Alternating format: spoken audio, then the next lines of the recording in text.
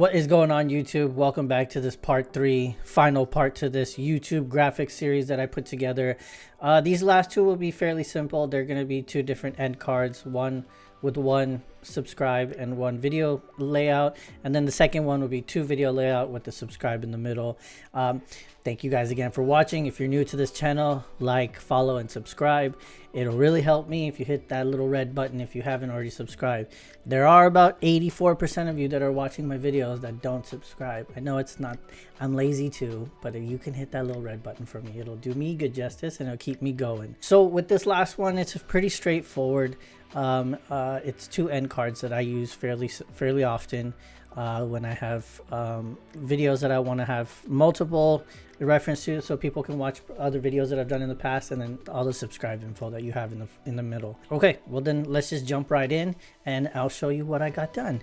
So what we do is let's launch Illustrator, After Effects, and Premiere, because those are the three things that we'll need. We'll start in Illustrator, excuse me. So this was the design that I came up with, but you as the user will have the ability to change things out in Premiere as you kind of go on in your editing and start manipulating things. So here's the one with the one layout, here's the one with two video layout, and the animation was fairly simple. A lot of it is just position, movement, and all the text is kind of like native text, so you can redo everything, and then just like a dashboard kind of bottom part coming in. I kept it pretty simple so that you can have the ability to manipulate it better in Premiere. So then I'll just show you what I did in After Effects. So creating that Mogert template, here's that essential graphics panel in After Effects. So it's a pretty straightforward animation, not too much to work with, but it starts off with the background image coming up, and then the background image kind of moves. Let's fit this to screen. The background image kind of moves as the end card plays out.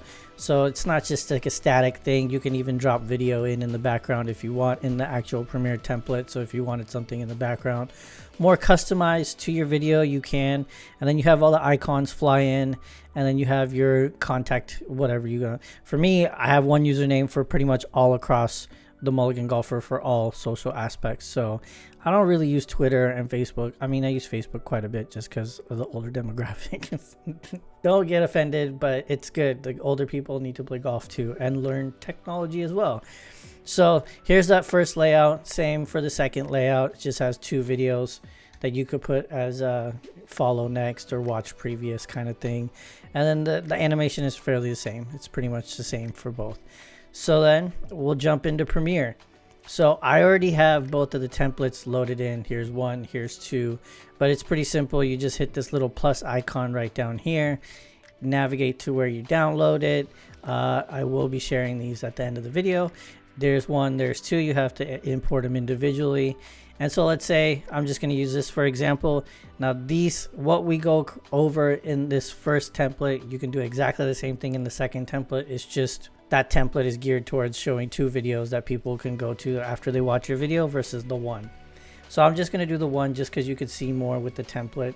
The template does start off with the alpha, so that image will come over whatever video you have in your cut. So at the end of it, if you have some overage on the cut, be good to have it so it does actually like kind of go over it. I'll show you what I mean. Let me just take an example here. And yeah, okay, so let's get on the right layer first. Let's bring this guy up onto that next layer so the video can drop down underneath it.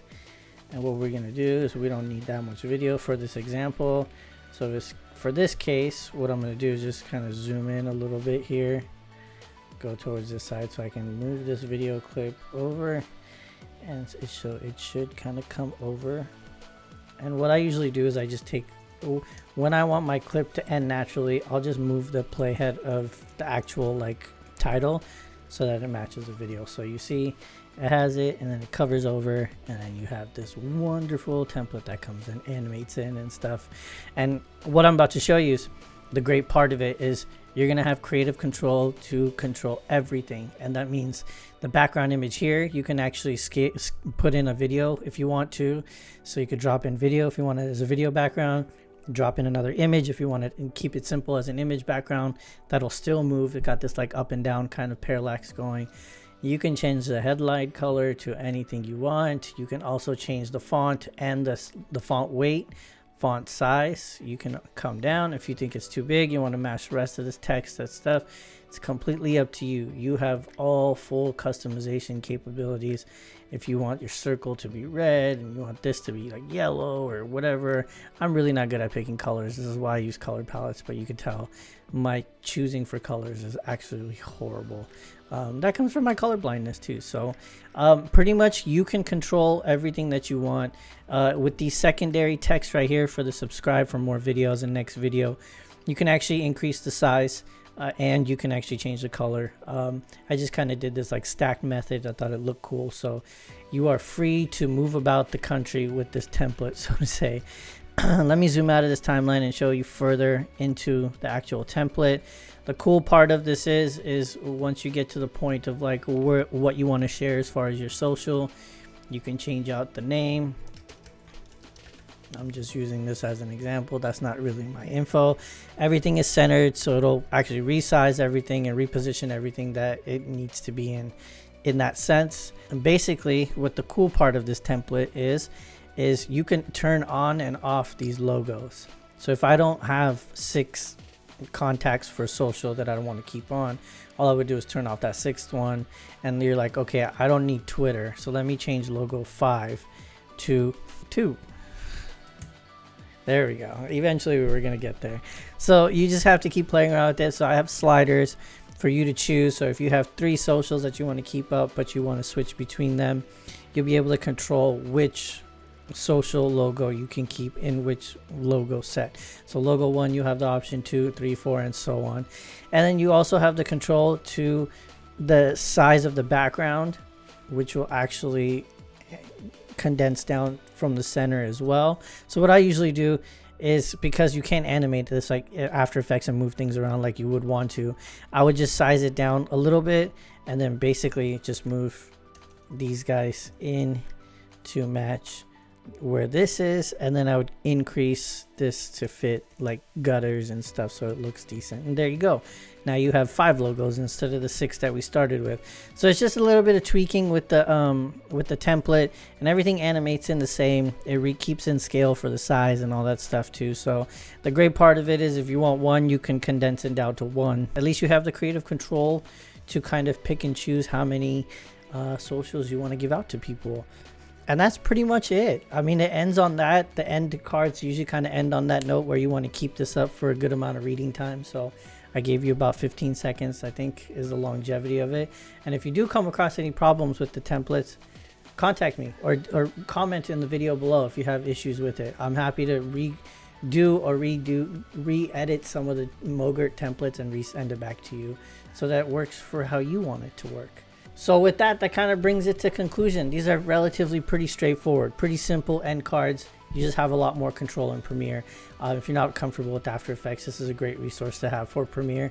So again, if you have any questions, please reach out, themulligangolfer@gmail.com. I check it frequently just in case. And I'm on Discord as well at The Mulligan Golfer too. So you can hit me on Discord if you have any questions. I will link all that stuff in the description just in case you didn't catch it in the video. But with that, peace out guys. Happy editing and happy golfing too. And happy holidays.